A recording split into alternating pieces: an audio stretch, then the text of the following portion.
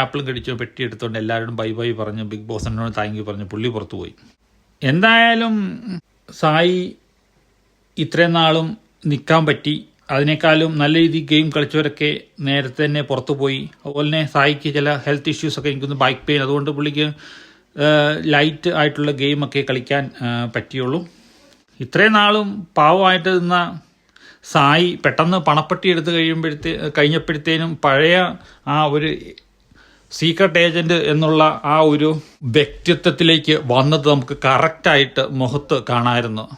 എനിക്ക് തോന്നുന്നു ഇത്രയും നാള് പുള്ളി പാവപ്പെട്ട, അതായത് നല്ല മനുഷ്യനായി എന്നുള്ള ആ പറഞ്ഞ കാര്യം ഒരു പൊറോട്ട നാടകമായിരുന്നോ എന്ന് നമുക്ക് സംശയമുണ്ട്.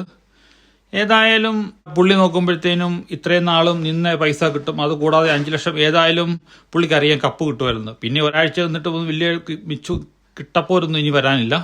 കാരണം ഇനിയുള്ള ദിവസങ്ങളിൽ